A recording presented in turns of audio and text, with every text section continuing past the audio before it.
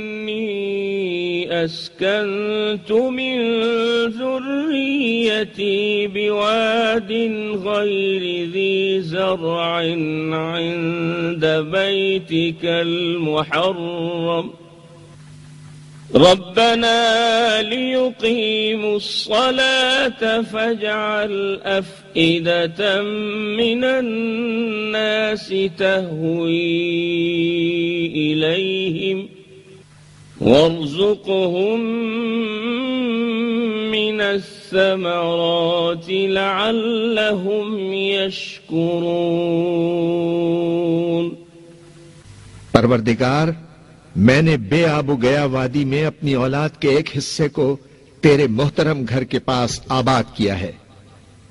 پروردگار، یہ میں نے اس لیے کیا ہے کہ لوگ یہاں نماز قائم کریں، لہذا تو لوگوں کے دلوں کو ان کا مشتاق بنا اور انہیں کھانے کو پھل دے، شاید کہ یہ شکر گزار بنے۔ ربنا إنك تعلم ما نخفي وما نعلن وما يخفى على الله من شيء في الأرض ولا في السماء۔ پروردگار، تو جانتا ہے جو کچھ ہم چھپاتے ہیں اور جو کچھ ہم ظاہر کرتے ہیں، اور واقعی اللہ سے کچھ بھی چھپا ہوا نہیں ہے، نہ زمین میں نہ آسمانوں میں۔ اسی سورہ ابراہیم کی آیت نمبر 40 اور آیت نمبر 41 میں حضرت ابراہیم علیہ السلام اس طرح اللہ تعالیٰ کے حضور التجا فرما رہی ہیں، رب اجعلنی مقیم الصلاة ومن ذریتی ربنا وتقبل دعاء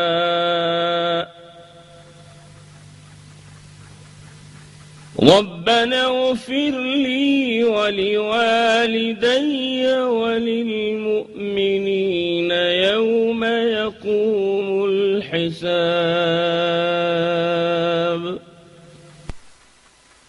اے میرے پروردگار، مجھے نماز قائم کرنے والا بنا اور میری اولاد سے بھی۔ پروردگار، میری دعا قبول کر۔ پروردگار، مجھے اور میرے والدین کو اور سب ایمان لانے والوں کو اس دن معاف کر دینا جبکہ حشر میں حساب کا دن ہو۔ اپنی پیغمبرانہ ذمہ داریوں کے دوران حضرت ابراہیم علیہ السلام نے اپنی قوم کے سامنے اسلام پیش کیا اور اللہ تعالیٰ کی وحدانیت اور حاکمیت بیان فرمائی، اور دین کی مؤثر تبلیغ کے لیے اللہ تعالیٰ سے مناجات فرمائی، جو سورہ شعراء کی آیت نمبر 83 سے آیت نمبر 87 تک بیان کی گئی ہے۔ رب هب لي حكما وألحقني بالصالحين واجعل لي لسان صدق في الآخرين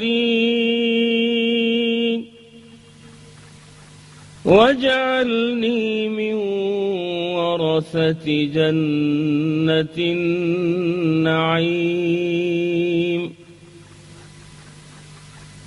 واغفر لأبي إنه كان من الضالين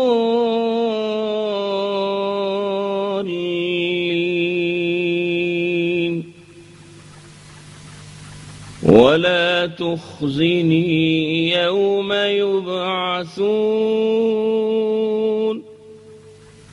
اے میرے رب، مجھے علم و دانش عطا فرما اور نیکوکاروں میں شامل کر، اور بعد کے آنے والوں میں مجھے سچی ناموری عطا کر، اور مجھے جنت نعیم کے وارثوں میں شامل فرما، اور میرے ماں باپ کو معاف کر دے کہ بے شک وہ گمراہ لوگوں میں سے ہے، اور مجھے اس دن رسوا نہ کیجو جب سب لوگ زندہ کر کے اٹھائے جائیں گے۔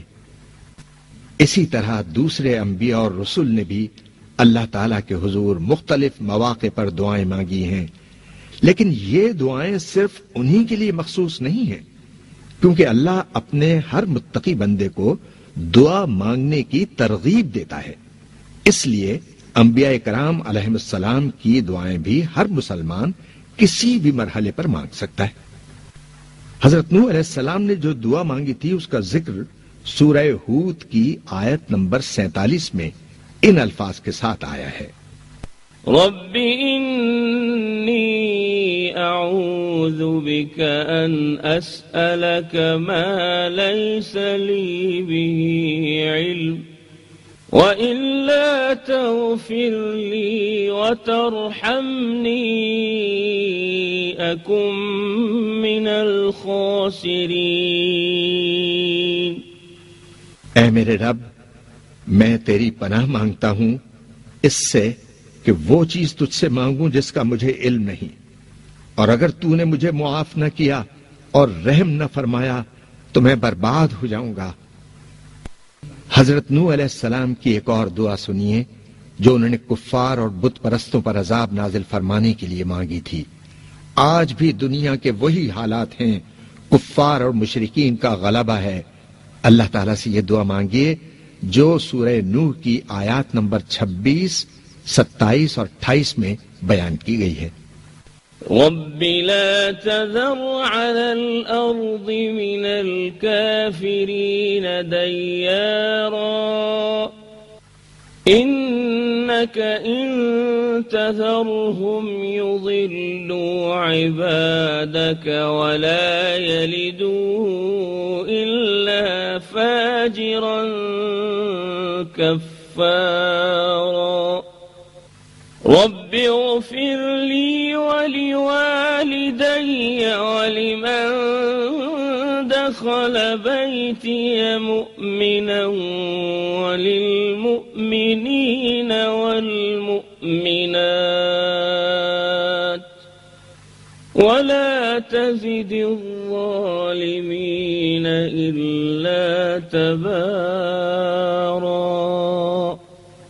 پروردگار، کسی کافر کو روئے زمین پر بستہ نہ رہنے دینا۔ اگر تو ان کو رہنے دے گا تو وہ تیرے بندوں کو گمراہ کریں گے، اور ان سے جو اولاد ہوگی وہ بھی بدکار اور ناشکر گزار ہوگی۔ اے میرے پروردگار، مجھ کو اور میرے ماں باپ کو اور جو ایمان لا کر میرے گھر میں آئے اس کو اور تمام ایمان لانے والے مردوں اور ایمان والی عورتوں کو معاف فرما، اور ظالم لوگوں کے لیے اور زیادہ تباہی بڑھا۔ حضرت ایوب علیہ السلام اللہ تعالیٰ کے ایک مشہور پیغمبر ہیں۔ وہ بڑے صابر و شاکر تھے۔ اللہ تعالیٰ نے ان کے صبر و شکر کا امتحان لیا، انہیں طرح طرح کی آزمائشوں میں مبتلا کیا گیا، حتیٰ کہ وہ ایک لا علاج بیماری میں گرفتار ہو گئے۔ اس وقت انہوں نے یہ دعا مانگی جو سورہ انبیاء کی آیت نمبر 83 میں ہے: رب انی مسنی الضر وانت ارحم الراحمین۔ پروردگار، مجھے ایذا ہو رہی ہے اور تو سب سے بڑھ کر رحم کرنے والا ہے۔ حضرت یونس علیہ السلام بھی اللہ تعالیٰ کے رسول تھے۔ انہوں نے اپنی قوم کے سامنے اللہ تعالیٰ کا پیغام پیش کیا، لیکن انہوں نے اس کی طرف کوئی توجہ نہ دی، بلکہ ان پر بہت مظالم کیے۔ وہ کافروں سے ناراض ہو کر اور یہ خیال کر کے کہ اللہ ان کافروں پر قابو نہ پا سکے گا، اس علاقے کو چھوڑ کر چل دیے۔ ایک بحری سفر کے دوران وہ پانی میں گر پڑے اور ایک بڑی مچھلی نے ان کو نگل لیا۔ اس وقت انہیں اپنی غلطی کا احساس ہوا اور مچھلی کے پیٹ کے اس اندھیرے میں انہوں نے اللہ سے فریاد کی جو سورہ انبیاء کی آیت نمبر 87 میں یوں بیان ہوئی ہے، اور ہر پریشانی کے وقت یہ دعا مانگی جاتی ہے: لا الہ الا انت سبحانک انی کنت من الظالمین۔ تیرے سوا کوئی معبود نہیں، تو پاک ہے اور بے شک میں قصوروار ہوں۔ اسی طرح حضرت زکریا علیہ السلام کی دعا بھی سورہ انبیاء ہی کی آیت نمبر 89 میں ان الفاظ میں بیان کی گئی ہے جو اولاد کے لیے ہے: رب لا